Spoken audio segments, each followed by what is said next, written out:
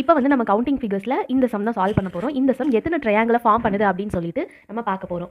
இதில் வந்து ரொம்ப காம்ப்ளிகேட்டடாக தெரியும். ஆனால் இதை வந்து நம்ம பேசிக் வந்து பிரிச்சுக்கிட்டோம்னா இந்த சம் ரொம்ப சிம்பிளாக இருக்கும். ஃபஸ்ட்டு வந்து இதை 4 பார்ட்டாக பிரிச்சுக்கலாம்.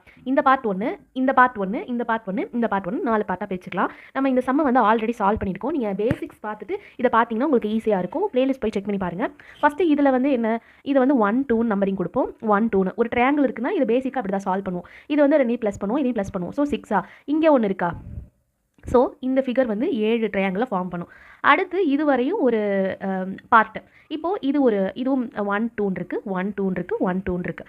ஓகே, இப்போது இது 9 வருது. அப்புறம் இங்கே 1 1 10, இது 1 11. ஓகேவா, இந்த பார்ட் வந்து 11 வந்து ஃபார்ம் பண்ணும். அதே மாதிரியான பார்ட்டு தான் இதுவும். இங்கே வந்து 1 2 1 2 1 2. இப்போ 9 வரும். இங்கே எப்படி சொல்கிறது, ஒரு நிமிஷம். இங்கே இது ஒரு ட்ரையாங்கிளை ஃபார்ம் பண்ணும், இது ஒரு ட்ரையாங்கிளை ஃபார்ம் பண்ணும். இங்கே ட்ரா பண்ணியிருக்கிறது தான் யோசித்தேன். இங்கே வந்து 11 வரும். அடுத்து இது வந்து 1 2 1 2. இப்போது இதையும் பண்ணோன்னா 7 தான் வரும். இங்கே ஒரு எக்ஸ்ட்ரா ஒரு ட்ரையாங்கிள் இருக்குது. இப்போ நம்ம என்ன பண்ண போகிறோன்னா, இதுக்கு அப்புறம் ஃபஸ்ட்டு இதெல்லாம் ஆட் பண்ணிக்கலாம். 7 + 11 + 11 + 7. இப்போ வந்து 36 வரும். இப்போது இதெல்லாம் ஜாயின் பண்ணும்போது நமக்கு எத்தனை ட்ரையாங்கிள் ஃபார்ம் ஆகுது, ஜாயின் பண்ணும்போது நமக்கு எத்தனை ட்ரையாங்கிள் ஃபார்ம் ஆகுதுன்னு பார்க்கலாமா.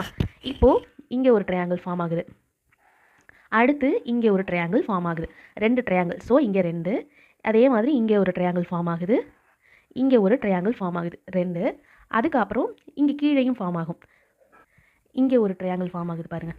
இங்கே ஒரு ட்ரையாங்கிள், இந்த ஒரு ட்ரையாங்கிள். அதுக்கப்புறம் இந்த பக்கத்துலேருந்து நம்ம இது பண்ணோன்னா இங்கே ஒரு ட்ரையாங்கிள்.